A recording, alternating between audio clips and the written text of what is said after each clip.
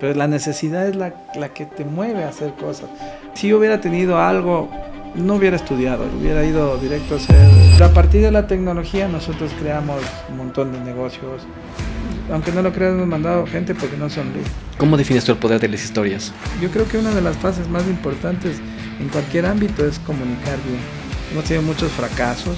Finalmente nos dimos cuenta que un socio nos estaba estafando. En esa etapa de momentos difíciles, ¿cuál fue la lección aprendida? Yo siempre he confiado en las personas. Pero a veces las personas te defraudan. Pero los valores culturales no se negocian. Eso es un secreto. Una de las mayores influencias que he tenido en tu vida ha sido tu madre. Mi madre comenzó a luchar por sus 2 hijos. Teníamos dificultades, no teníamos para comer. Yo andaba como un gamín en el centro histórico. Y mi mamá, menos mal, me sacó de ese ambiente. El ir a España casi me cuesta mi matrimonio. Antes de iniciar este episodio solamente quería decirles que, bueno, de verdad, muchísimas gracias por darse el tiempo de escuchar las ideas de nuestros invitados. De verdad significa un montón para mí el hecho de que se estén dando el tiempo de escuchar las ideas, de escuchar la historia detrás de cada uno de nuestros invitados. Y bueno, de verdad significa eso un montón. Y si pudiesen ayudarnos en algo, simplemente comentando qué les parece estos videos, las entrevistas que estamos haciendo, y suscribirse. Creo que eso nos ayuda un montón, de verdad, no tienen ni idea de cuánto. Y bueno, muchas gracias y vamos a ver el episodio de hoy.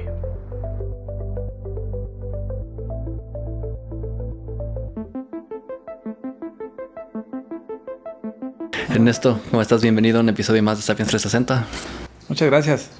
Y bueno, comencemos. La pregunta con la que siempre trato de entender a mis invitados es: ¿cuál es el contexto necesario que debo entender para saber quién eres, la persona que eres actualmente? El contexto.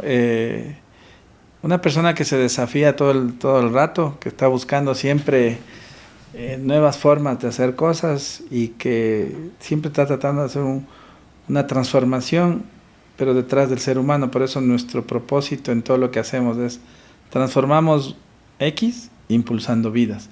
Ese X puede ser algunas cosas, algunos modelos de negocio, o temas de valor compartido, o temas ambientales, en fin. Siempre estamos aquí para transformar lo que hacemos. ¿Cómo llegaste a ese propósito? Porque eso es algo que me interesa. A ver, a lo largo del tiempo, hoy tenemos una compañía que tiene 30 años.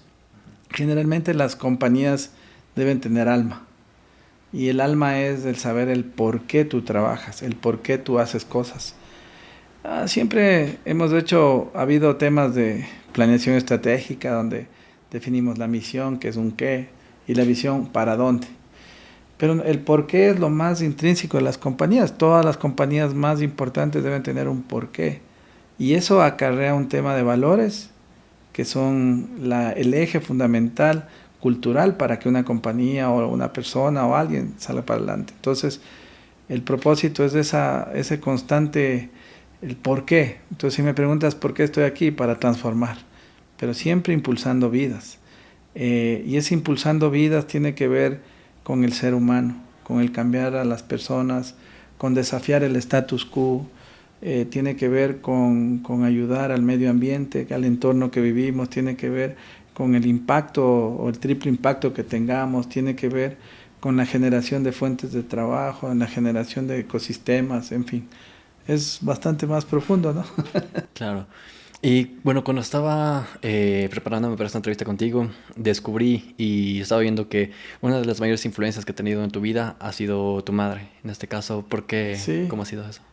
A ver, yo vengo de un hogar disfuncional, con problemas de separación. Mis padres se separan cuando yo tenía 3 años, peleaban, un poco de cosas raras ahí que me quedan ciertas imágenes, ¿no?, de lo triste que fue eso. Pero a partir de eso, mi madre, con todas sus dificultades, comenzó a luchar por sus 2 hijos, yo y mi hermana. Y trabajó, ella viene de un tema social muy fuerte, pero social real, no socialista, por favor, en donde trabajaba con Monseñor Leonidas Proaño. Y él era una de las personas que más ayudó a los indígenas en sus procesos de marginación, para tratar de visibilizar y ser obras sociales especialmente por la provincia de Chimborazo. Entonces mi madre era su brazo derecho, la que ejecutaba cosas, la que estaba con los campesinos, la que de alguna manera era una trabajadora social, de hecho estudió eso. Y todo ese impacto me llegó a mí en el sentido de que siempre habría que pensar en lo social. Entonces ella fue voluntaria en muchas cosas y me jalaba a mí desde chiquito.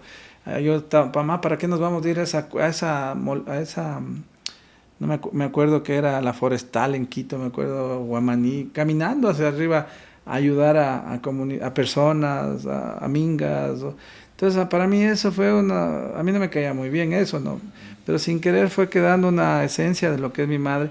Y después teníamos dificultades económicas, porque mi madre después fue una empleada pública, fue despedida por no ser corrupta y se quedó sin trabajo. Y a pesar de que teníamos dificultades, no teníamos para comer, o no teníamos cosas de ese estilo, ella siempre era optimista. No, hijo, todo va a salir bien, vamos a esto. Entonces ese optimismo más ese tema social, yo le agradezco mucho porque también me enseñó cosas de valores muy fuertes, de voluntariado, de ayudar a la gente, de enseñar a la gente, porque mi mamá era como maestra. Entonces enseñaba a la gente y me acompañaba. Entonces toda esa es la influencia más importante que uno tiene. Al final mi madre ya no está con nosotros, pero quedó marcado su optimismo y su predisposición hacia lo social. Y yo siempre soy muy agradecido de haber tenido una mamá como la que tuve, porque capaz que si era en otras condiciones, no sé qué hubiera sido mi vida, porque yo andaba como un gamín en el centro histórico.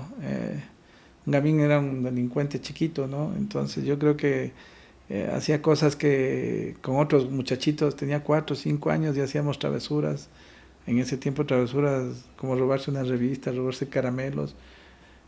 Y mi mamá, menos mal, me sacó de ese ambiente y obviamente con su formación y sus temas me ayudó a cambiar un poco la mentalidad. Y luego yo, fruto de eso, pues también de las necesidades se va creando el compromiso para superarte de lo que tienes que hacer.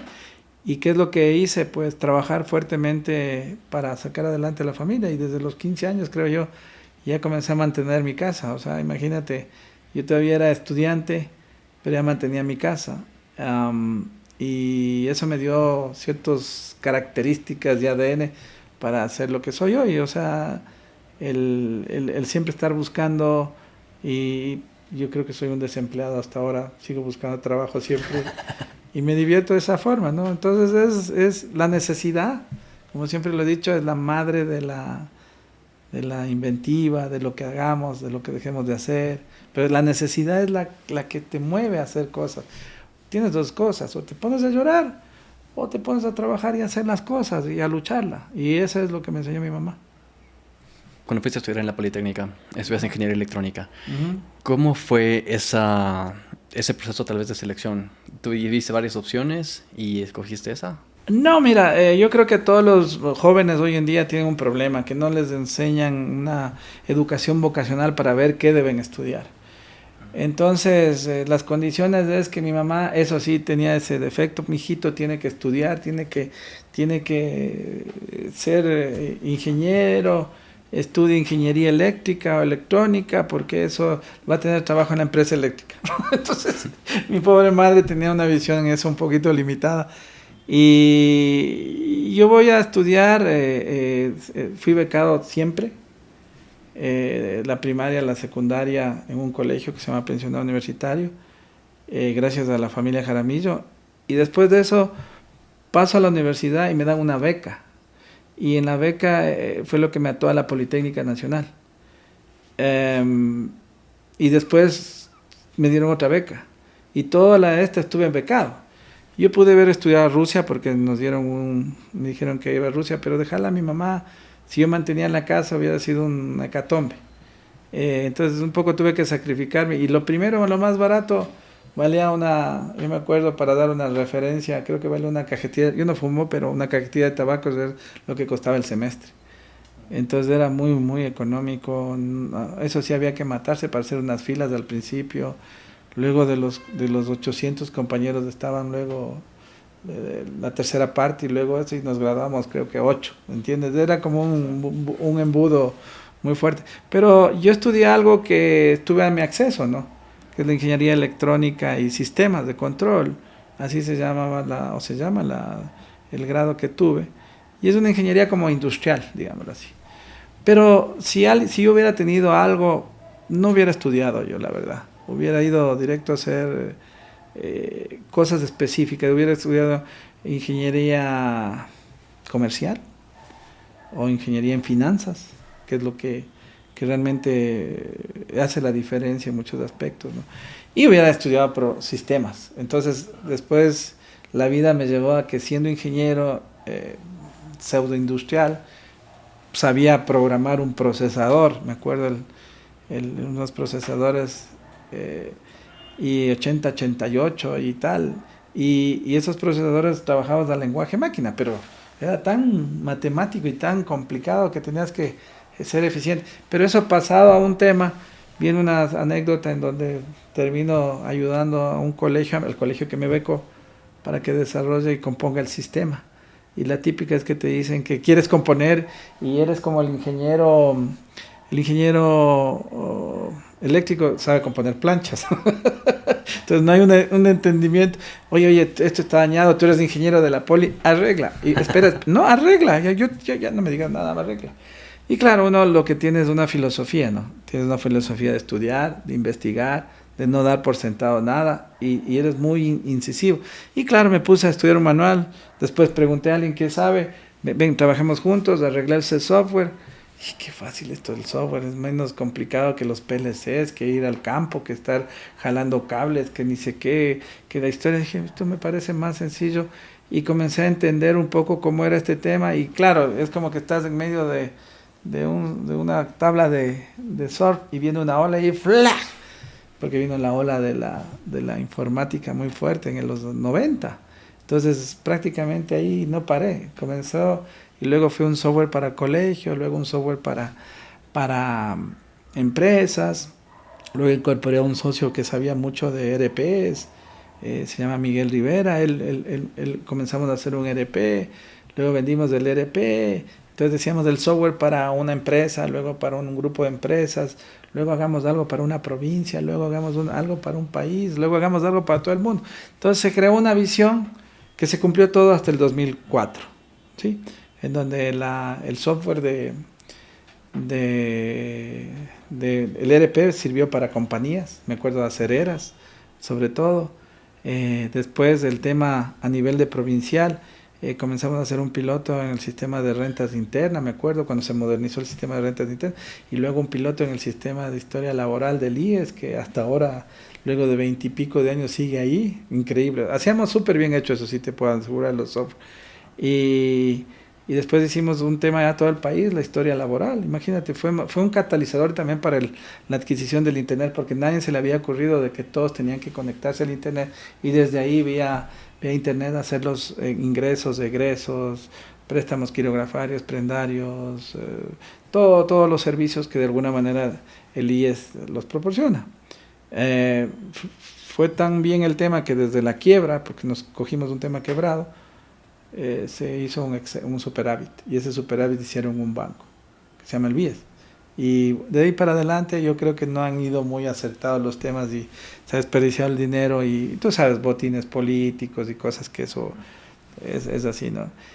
Y claro, faltaba el del mundo, cómo vamos a hacer algo del mundo, y para el 2004, 2005 hubo el Miss Universo, y la típica, el Ecuador siempre hace cosas pero no piensa en todo, ¿no? Y ya faltaba el sistema de boletos de Miss Universo, ¿no? Y obviamente adivina quién les recomendaron. Fueron nosotros. Y a partir de ahí hicimos el sistema de boletos del Miss Universo. Ahí conocimos al señor Trump, ahí conocimos a la Mujer Maravilla que ahora sale en el cine. Era Miss Israel, la Galgo. Conocimos un poco de gente media heavy. Hicimos y vendimos como $2 millones, creo que fue el primer e-commerce de veras. Me acuerdo que con Diners ellos hicimos todo esto, y fue una cosa bien interesante hace muchos años, desde 2005, ya 18 años atrás, ¿no? Y bueno, salió adelante eso, y de ahí en adelante la empresa comenzó a tener una serie de evoluciones de todo tipo, hasta hoy en día ser ya un conglomerado de varias actividades, no solo la tecnología, digamos, la parte digital fue el origen y ahí tenemos mucho que hablar. Tenemos 14 países que atendemos, tenemos oficinas en San José, tenemos oficinas en Lima, tenemos oficina en Madrid, tenemos oficina obviamente aquí en Quito y tenemos en los demás sitios personas, por ejemplo en Colombia comerciales, en México comerciales, en Estados Unidos tenemos comerciales, en Chile, ¿sí? En Centroamérica, en Guatemala, en Honduras, tenemos gente comercial nuestra. Y bueno, es parte del tema digital, ¿no? Pero a partir de la tecnología nosotros creamos un montón de negocios, pero siempre buscamos hacer el impacto, ¿no? Entonces, por ejemplo, partimos de esto y después ingresamos al mundo de las telecomunicaciones y tenía que hacer lo mío que yo estudié y hace 5 años retomé y formamos Kruger Energy, que está enfocado a optimización energética, el uso de la transición energética, de nuevas tecnologías, al tema de proyectos basados en facilidades para el mundo del petróleo, de la minería y para todas las áreas que necesiten optimizar energía, ¿no? Centrales hidroeléctricas. Entonces estaba ya haciendo lo que yo estudié, ¿no? Eso también. Y también tenemos un proyecto en donde invierten empresas, que es un corporate venture. En startups vendemos o invertimos en alguna iniciativa. Y un estudio jurídico tenemos también, porque obviamente después de tanta cosa, los abogados son un mal necesario con el cariño que le tengo. Tengo un hijo abogado y formamos una firma de abogados que se llama Kruger Law. Y esas son las generadoras, digamos, del negocio, ¿no? Pero firmes a nuestro enfoque de crear impacto, hemos creado 4 iniciativas sociales muy fuertes, porque tenía que venir la vena que estábamos conversando. La primera fue ayudar al tema del trabajo, y eso se hizo con startups. Entonces generamos primero fue un laboratorio, luego una incubadora, luego fue una aceleradora, se llama Kruger Labs. Y a partir de eso ayudamos a un montón de emprendedores, fuimos del germen de todo el ecosistema que ahora es diferente. Y creamos todo el entorno para que inicialmente desde la empresa privada se ataque el tema del emprendimiento y la innovación. Y eso es, hasta el día de hoy Kruger Labs sigue apoyando a startups, hay procesos de aceleración. Hoy tenemos 14 startups acelerándose de todas las ramas. Y estamos asesorando el tema de la innovación abierta, el tema de la adopción de tecnologías. Entonces es como un tema que impacta lo social en el tema del trabajo.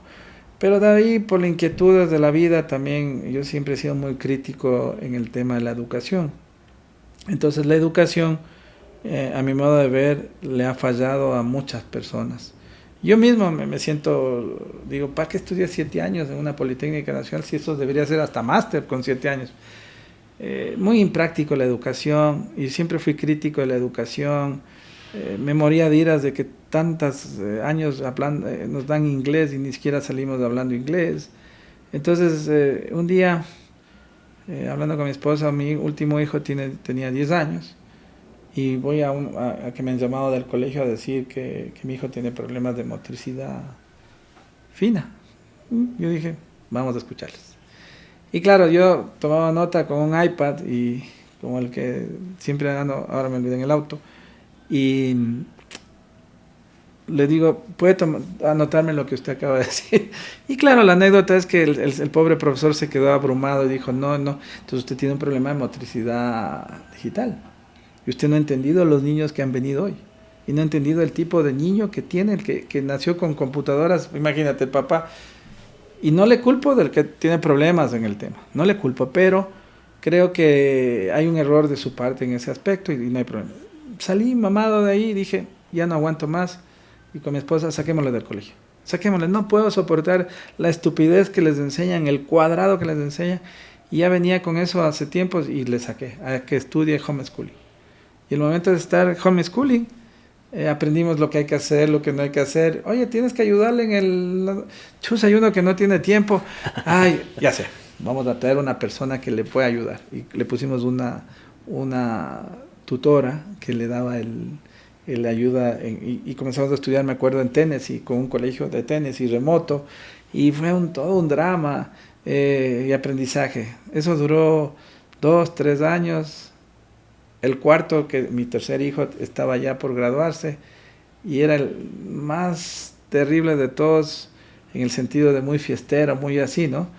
Y el muchacho estudió en un colegio europeo, no voy a decir el nombre para no ofenderlos, cuadrado, y este colegio europeo cuadrado, en el cuarto curso le hacen perder por alemán, me acuerdo. Y claro, él no es que, y le hacen perder porque él era auditivo, no era visual. Entonces él parecía más por disciplina que otra cosa. Entonces él estaba así, ponte. Y no estaba viendo al pizarrón. Entonces dice, no está atendiendo. Y no era así. Era auditivo. Es auditivo hasta ahora. Ese muchacho, yo dije, no, ya, me mamé de esto también. Saquémosle. Y fui a un colegio y claro, de los 200 días iba a 100.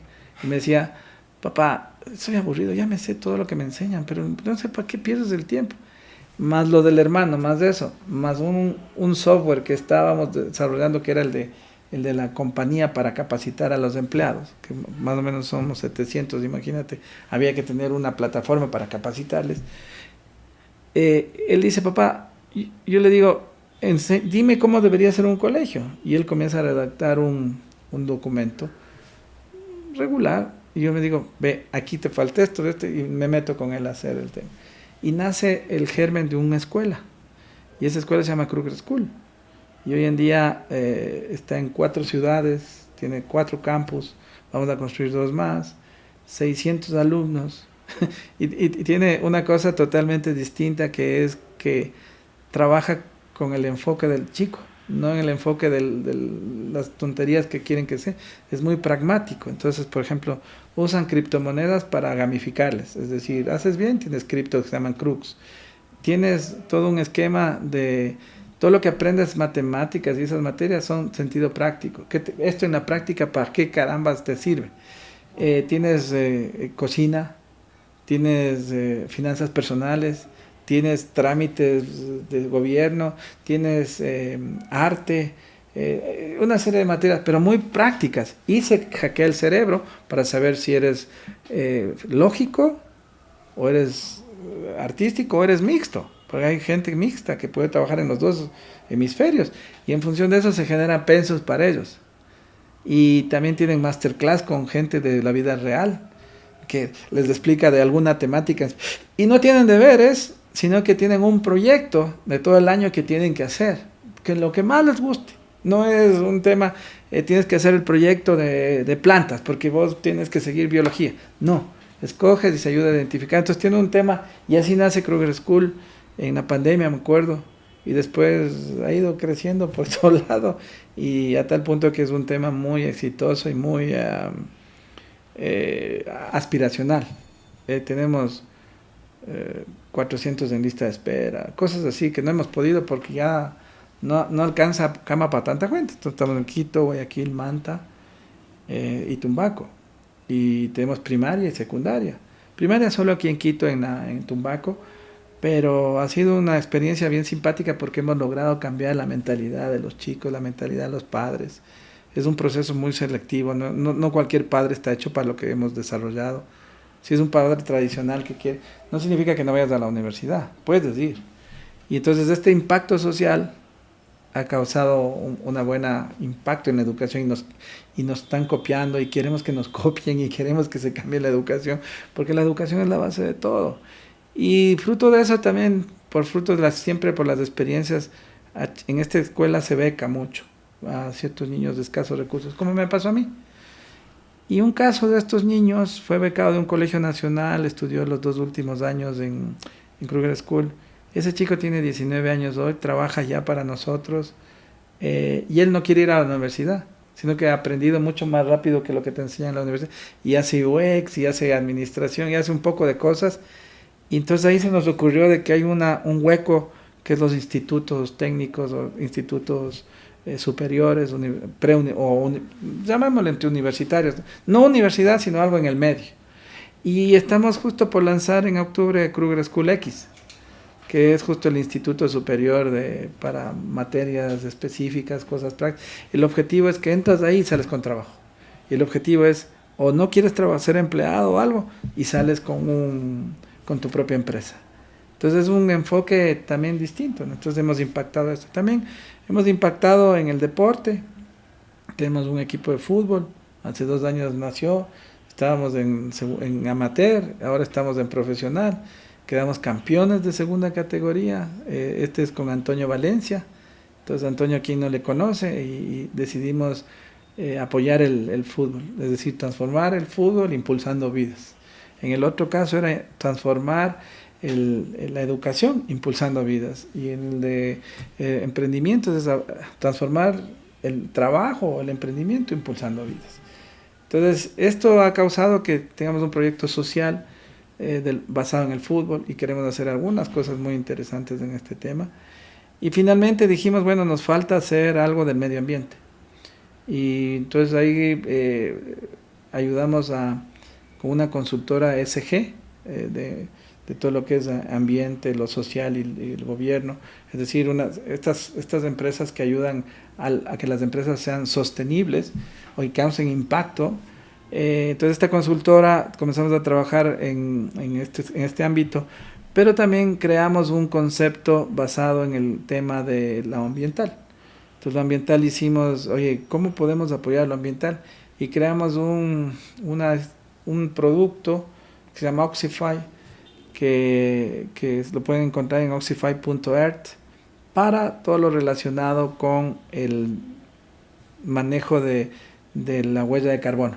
Es decir, tú tienes huella de carbono, te hace falta compensar, tú puedes comprar aquí 1 tonelada, 2 toneladas, lo que quieras, o 1000 toneladas, 5000 toneladas, depende del tamaño de la empresa.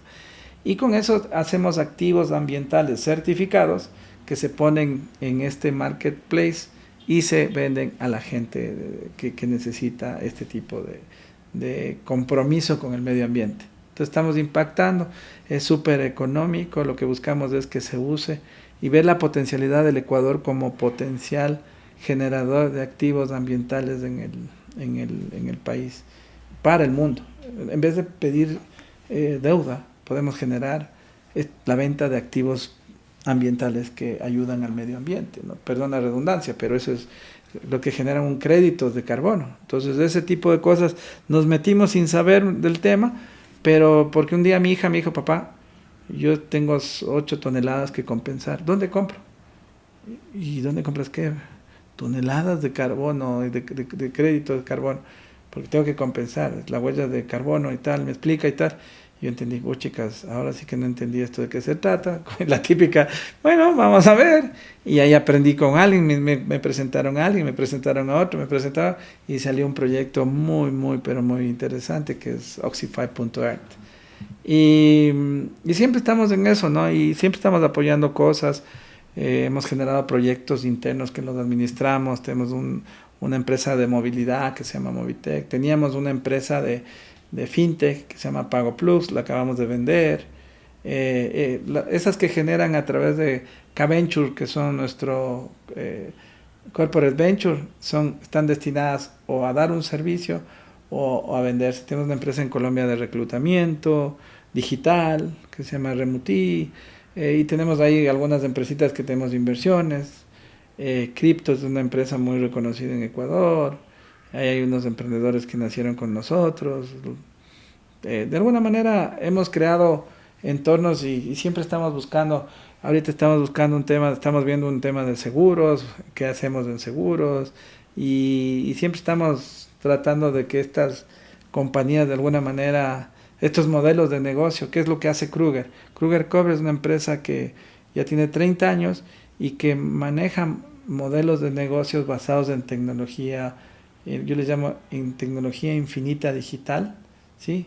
Y que producen innovación para los grupos de interés que estamos haciendo. Eso es lo que es Kruger. Entonces, Kruger no es una empresa de tecnología, usa la tecnología para potenciar modelos de negocio. ¿Me entiendes? Hacemos trazabilidad, cobramos multas de tránsito, tratamos de combatir bien el tránsito para no dañar, bajar la tasa de accidentes mediante un software especializado. Usamos todas las capacidades que tenemos para automatizar empresas. Entonces es como un tema muy enfocado en esto que te menciono, y que básicamente lo que busca es generar estos modelos de negocio, ¿no? Y claro, Es un grupo que ya da trabajo a 750 personas. Ahí están los futbolistas del cuerpo técnico, ahí están profesores, ¿no es cierto? Ahí están ingenieros que dan servicio, ahí están programadores, manejadores de proyectos, ahí están abogados, ahí están ingenieros comerciales, de marketing, de todo, o sea, hay bastantes, ¿no? Y tenemos como 14 nacionalidades, ¿no? Entonces es un tema también aprender ese tema de cómo opera.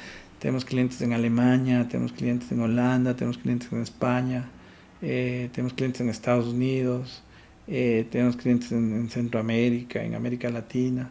Entonces estamos siempre inquietos en todo lo que hacemos y siempre buscando apoyar a que existan fuentes de trabajo y que yo siempre digo un dicho, a veces es imposible alguna cosa, pero lo único que digo que lo imposible solo tarda un poquito más. Cuando, bueno, nos cuentas todas estas historias de los proyectos que has empezado, siempre se me viene a la mente la capacidad que debes de haber tenido para encontrar a buenas personas, que creo que eso es fundamental, y eso también me lleva al punto de que cuando ustedes buscaron internacionalizarse tuvieron cierto tipo de dificultad con un socio, con una persona que les estaba acompañando en la parte de España. Sí, mira, este es un lenguaje de aprendizaje siempre, ¿no? Tú tienes en la vida, dicen qué exitoso, un empresario, pero no saben que hay un empedrado, ¿no? Que subes así, o bajas y subes y vas, pero lo importante es ir así en esta tendencia, ¿no es cierto? A lo largo del tiempo sí hemos tenido muchos problemas de muchas cosas y aprendizajes. Hemos tenido muchos fracasos, en fin. Y cuando nosotros estábamos en el proceso de internacionalización, cruzamos el charco invitados porque decían, ve, ustedes tienen que ir a España y maravilloso, España es lindo, hermoso, y tienen que hablar con una empresa de estas y aquí está la persona.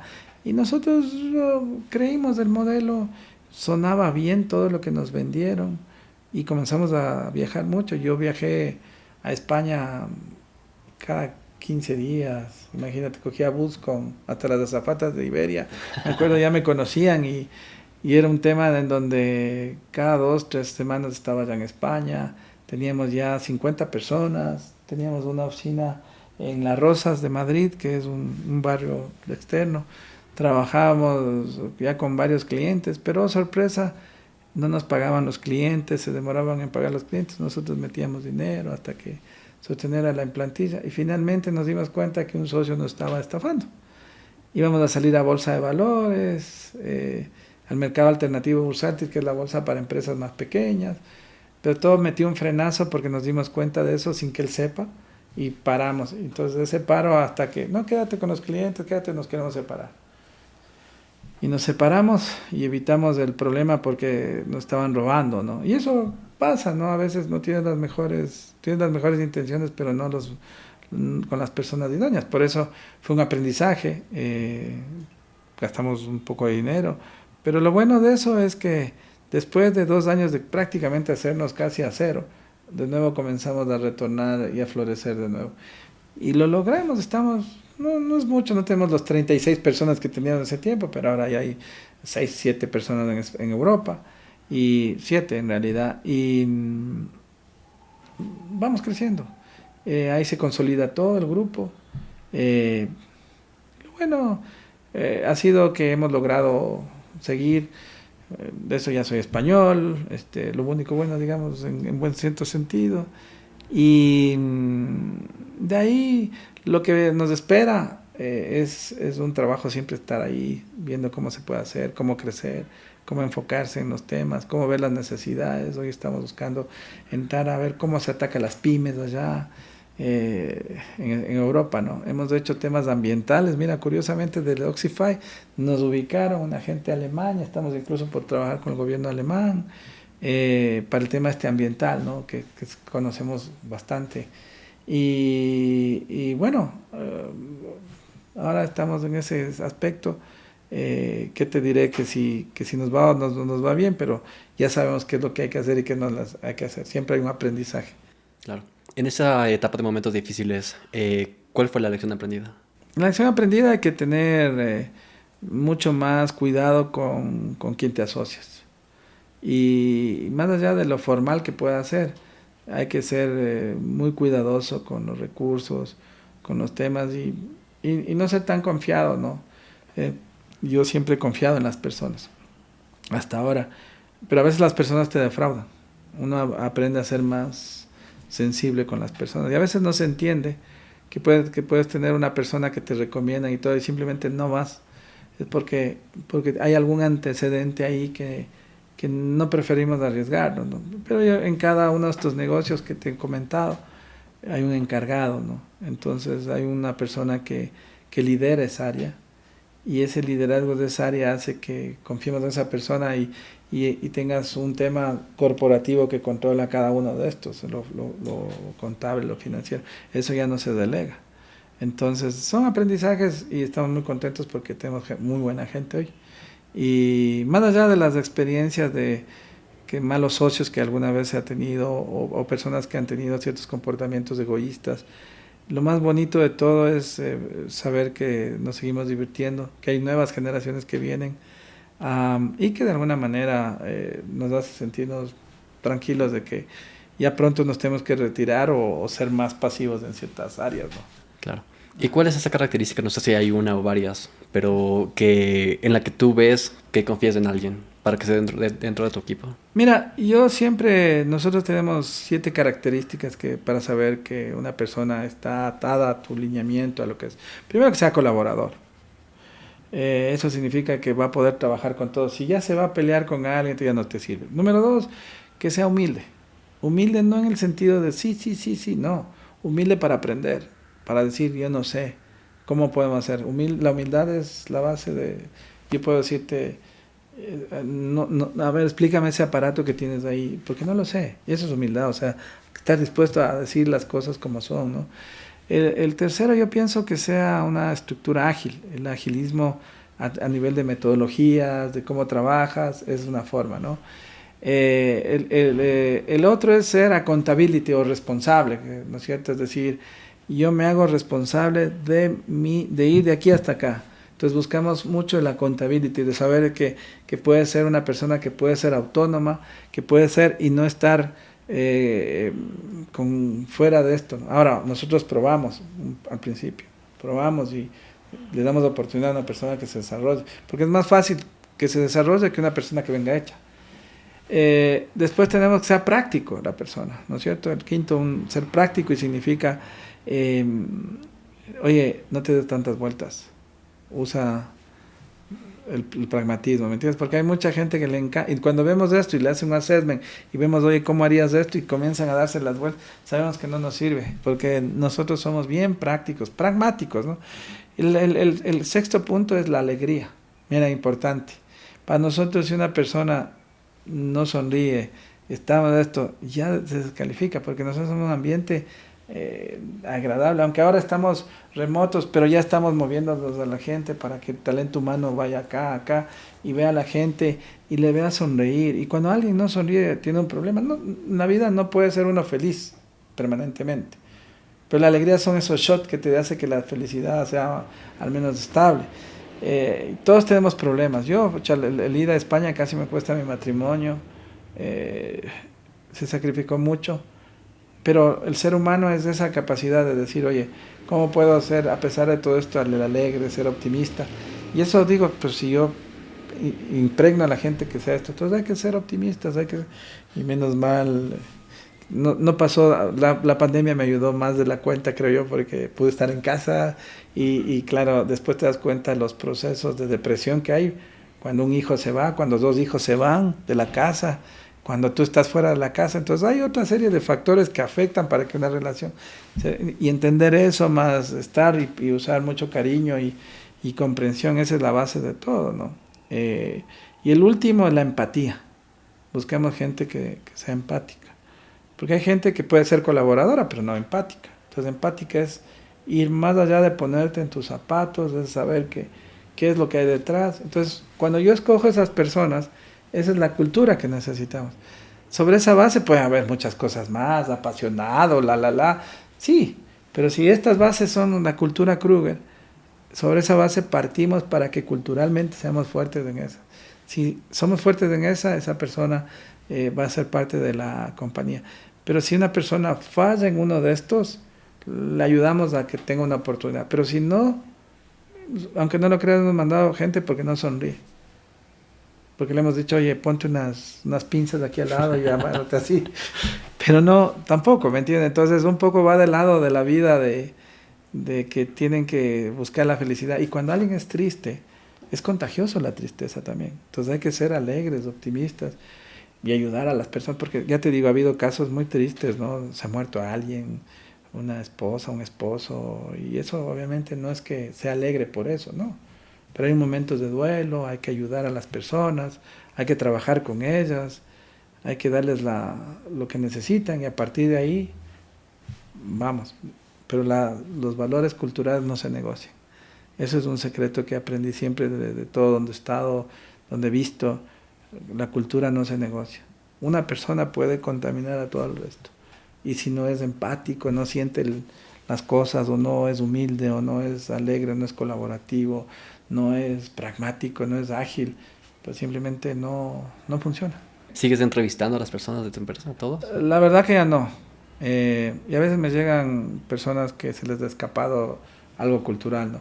Pero cuando es una cosa muy cercana a mí, yo personalmente escojo a la persona. Cuando es alguien que va a trabajar directo en un comité ejecutivo o va a manejar una de los modelos de negocio, hacen el proceso y me lo pasan a mí. Y porque yo sí considero bien importante dedicarse un tiempo a seleccionar y pues se despide rápido cuando no hay el tema cultural. Claro. Eso Chévere. es una filosofía. Ajá. Y uno de los temas también que me gustaría conversar contigo es ¿cómo defines tú el poder de las historias? Porque creo que tú eres bastante bueno en eso. Sobre todo cuando narras la manera en la cual inició Kruger, con un maletín y con un visor. Sí, mira, yo creo que eso aprendí de mi mamá. Justamente, como ella era como que quería enseñar a personas que no tenían mucha educación, ella cogía, me acuerdo, historias. Y comenzaba a contar la historia para que entiendan. O decía, miren, ¿se acuerdan de Jesús que hacía una parábola, por ejemplo? Entonces hablaba como, vean, Jesús hacía esto, ustedes también tienen que hacer esto para trabajar, porque la gente es creyente o lo que sea. Entonces usaba siempre parábolas. Entonces yo me di cuenta que en la vida, para cuando alguien hace algo, debes contar una historia que motive. Y eso es lo que he aprendido, ¿no? Siempre hay una historia detrás del colegio, una historia detrás del edificio que es toboganes y todo, hay una historia detrás de Kruger Labs, hay una historia detrás de lo que hemos hecho, el origen de una maleta y un viper es una historia. Todo va de acuerdo a lo que vamos haciendo en la vida, y la vida como seres humanos son historias, y cuando te la cuentas y la ves y que tiene un resultado, cuando dicen, oye, ¿cómo te fue? ¿Cómo te ha ido? Es una historia que uno cuenta. Y si eso impacta a personas en de cualquier parte del mundo, pues está haciendo tu parte de trascendencia. Y las historias son muy didácticas para ayudar a explicar a la gente y animar a la gente a que puede pasar de que las condiciones que tú tengas no pueden ser las mejores, tal vez. Y si esas condiciones que tú tienes a veces no las creas tú, pues tú tienes que ver cómo las superas, ¿no? Y esas son historias. Yo siempre leo historias hasta ahora, me gusta la historia, es más, mi hobby es la historia.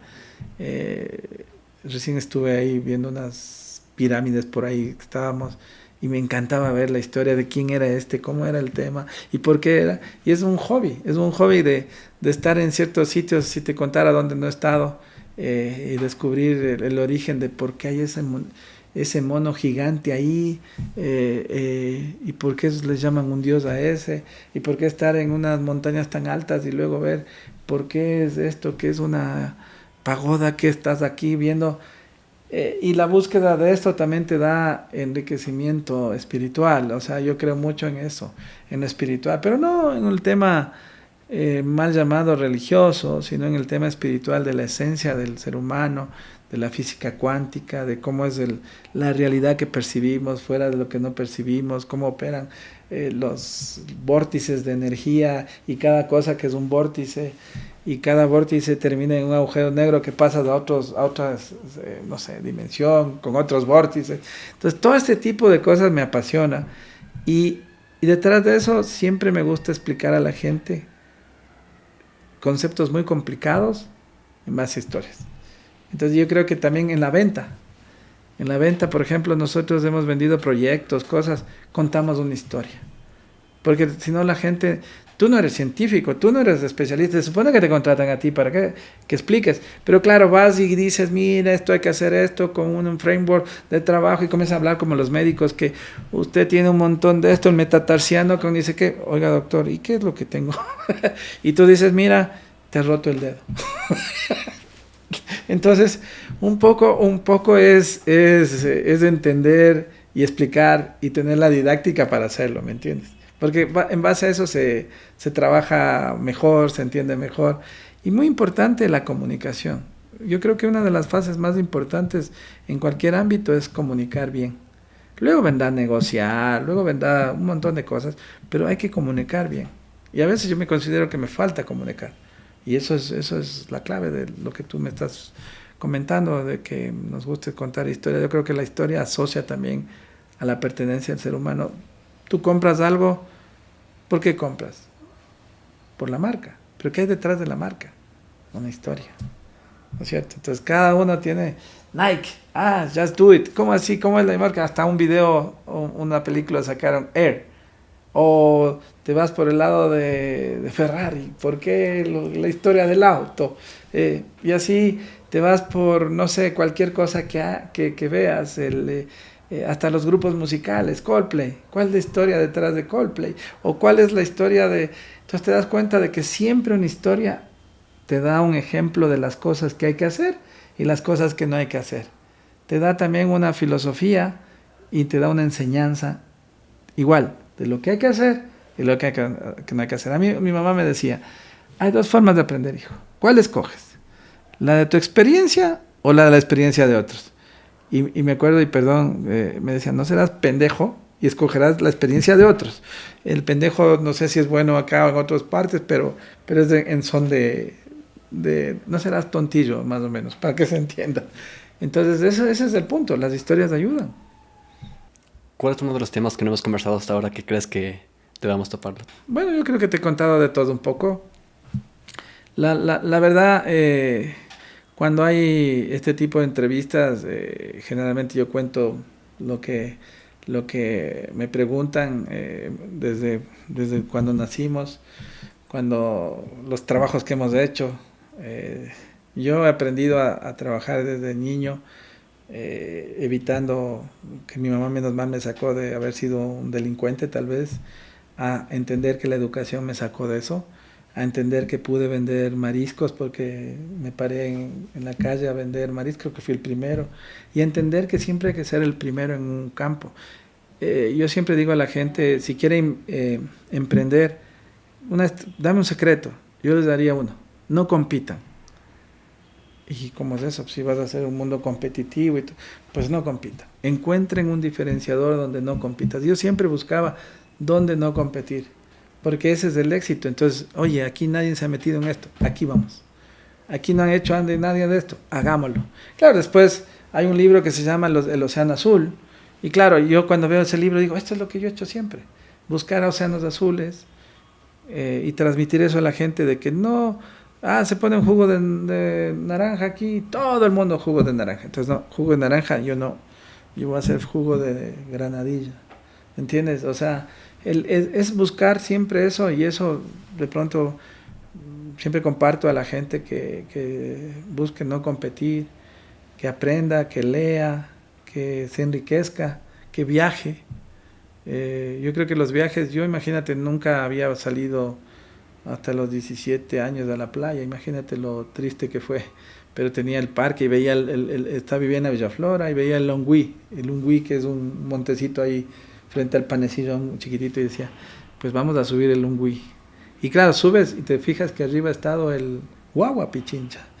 ¿Qué hay más allá del Guagua Pichincha? Y el siguiente vez escalas. Y la vida es un permanente escalar. Después llegas al Guagua Pichincha y dices, miércoles, aquí estaba el Ruco más arriba. Y después desde el Ruco ya vienes y observas al frente los Iliniza, el Cotopaxi, el Intisana, el Cayambe, y dices, cada uno tiene unas cumbres, ¿no? Entonces ahí tengo, como mi amigo Vallejo dice, es una forma de vida, ¿no? Entonces cada uno tiene sus cumbres, cada uno tiene sus cosas. Yo siempre digo a la gente, créase, ¿no? Que de la mente está todo. Ahí hay muchos libros, también aprenda a leer mucho, a la gente le transmito que lea bastantes libros. Yo creo que tuve la suerte de ganar un concurso de televisión, quién sabe, que era un tema de preguntas, respuestas, y que si preguntabas mal te bajaban puntos, y gané porque, por suerte creo, ganamos ese concurso nacional, y me regalaron 3 libros. Y esos 3 libros los guardo con profundo cariño, porque uno era Cómo ganar amigos de Dale Carnegie. Y dije, este libro, y me ayudó a hacer esto. Después mi mamá me hizo leer el Eclesiastés, y creo que ahí hay un tema impresionante de filosofía. Y de ahí vas leyendo algunos libros a lo largo de tu vida. La quinta disciplina para ser sistémico, ¿no? Después vas enriqueciéndote y vas viendo en ti el principio de Oz, de la accountability, cómo tratar de hacer que las cosas sucedan. Y comienzas a leer y te van impactando esos temas de la lectura. Luego ves el Lean Startup, o cómo hacer que una empresa tuya sea startup. Y comienzas a leer libros de negocios, de autoayuda, y luego te das cuenta que algunas cosas que practicas ya estaban en los libros. Yo creo que enriquecerse el ser humano con la lectura o con videos, ahora es muy fácil, el TikTok, la historia, incluso ya no necesitas ni leer, porque, a ver, soy yo, quiero hacer esto, y haces un prompt y tienes el resumen de todo lo que necesites, ¿no es cierto? Entonces un poco va el mundo hacia tener copilotos, pero los copilotos no quitan la esencia del ser humano, que es el aprendizaje y el de estar dispuesto a crear cosas, y la creatividad luego viene, ¿no? O sea, viene por este tipo de cosas. Yo a la gente les recomiendo eso, y siempre hay que ser optimistas, aunque a veces los políticos quitan los sueños. Yo no creo mucho en la política, la verdad que es un ambiente totalmente tergiversado. Yo sería pragmático, ¿no? Haría lo que ya hicieron en Singapur, pero por eso mejor no comento, pero hay que erradicar algunas cosas de raíz, ¿no? Si no, no se va a poder. Pero todas las cosas que uno, en la medida de lo posible, se dedique a hacer, tiene que hacerse con ese sentido del ser humano como eje. Y como puedes hacer dinero, pero ten en cuenta los seres humanos. Podemos tener errores, como yo he tenido muchos, pero la idea en la esencia sigue igual, el ser humano. Y esa es la clave de todo. Chévere, Ernesto. Y bueno, solo una pregunta antes de terminar. ¿A qué se debe el que en todas tus empresas casi siempre le pones Kruger al inicio? A ver, eso tiene una historia. Verás, la primera vez que yo facturé, me acuerdo que una empresa aquí a la vuelta de por aquí, yo, en ese tiempo no era muy formal el tema. Tú podías decir un papel, esta es la factura, y ya está. No había RUC, no había nada. Luego declaraban, no declaraban ya. Y uno que fue mi primer socio me dice, ok, factúranos, porque fui a limpiar un equipo y funcionó. Maravilloso. Me dice, factura. Y yo cuando fue a facturar, y bueno, ¿y qué pongo? Pon la empresa, etc. Me queda viendo, pero ¿y qué pongo? Pues, o sea, no tengo empresa. Le dije la verdad. Ah, pero pone Kruger. Tu apellido es rarísimo y además suena bien. Kruger. Y ahí le puse Kruger y asociados. Pero más allá del tema de Kruger, y después ya fue, y pues no había asociados, y ahora es Kruger Corp. ¿Qué significa Kruger? Mira lo que es la vida. Y por eso la esencia de mantener el nombre del apellido y todo, significa alfarero. Entonces el que coge el barro y da formas a cosas. Entonces nosotros somos alfareros, en realidad. Ese es el principio, y el apellido tiene esa riqueza de ser, somos alfareros. Y la letra K tiene una fuerza marquetera, incluso K, solamente K, es el inicio de la fuerza de la humanidad, como el Big Bang, el K, ¿no? Entonces hay una historia, también los egipcios tenían el K como el inicial. Entonces tiene un montón de cosas y claro, después con el tiempo, maldita sea, si yo digo, maldita sea, porque cualquier cosa que sea mal y tenga apellido Kruger va a tener un problema si algo sale mal, ¿entiendes? Entonces, pero más allá del tema es, no lo hago por ego, no lo hago porque todo sea Kruger, sino porque ya tiene una marca, un raigambre, bien fácil de posicionar. Todas las empresas son Kruger, Kruger School, Kruger Law, Kruger K-Ventures, ¿por qué? Porque precisamente somos generadores de esa fuerza del alfarero, el que somos capaces de transformar el barro impulsando vidas. Y transformamos eso, como hacemos las vasijas o lo que sea, como hace el alfarero, son los proyectos, las cosas que hacemos, las iniciativas, y eso nos sirve para un montón de cositas. Pero Kruger es alemán. Mi abuelo fue alemán, no llegué a conocerle, murió en 1940. Y solo sé que trajo acá el papel, hizo una escuela de cuadernos La Reforma y lo vendió en Guayaquil a un señor Jubín, que ahora conocía a uno de los nietos. Y después hizo una fábrica de plantas de zapatos que le vendió a un señor Cuesta, que creo que fue el germen de Plasticaucho hace 70 años. Entonces no sé más. Y está enterrado en Riobamba. A mi abuelo, el alemán. No tuve el gusto de conocerle. Pero... Bueno, y parte de la tradición del podcast es que el anterior invitado te dejó una pregunta totalmente anónima, sin saber qué era para ti. Ah, ya. Si pudieses ser una deidad, ¿qué incentivos y castigos diseñarías para tus creaciones? Si yo fuera una deidad, Sí. no me consideraría ser deidad nunca. Hay un solo energía del universo, el cuanto del universo. Y soy muy respetuoso de eso. Y sé que todos estamos interconectados. Lo que podría hacer es colaborar con esa energía que está ahí para ser mejores seres humanos y para lograr que exista un mejor planeta, una serie de cosas. Pero yo, como deidad, no. Chévere. Sí. Bueno, Néstor, ha sido un gusto tenerte aquí. De verdad, muchas gracias. No, gracias por tu invitación. Hemos disfrutado ahí bastante. Chévere, muchísimas gracias.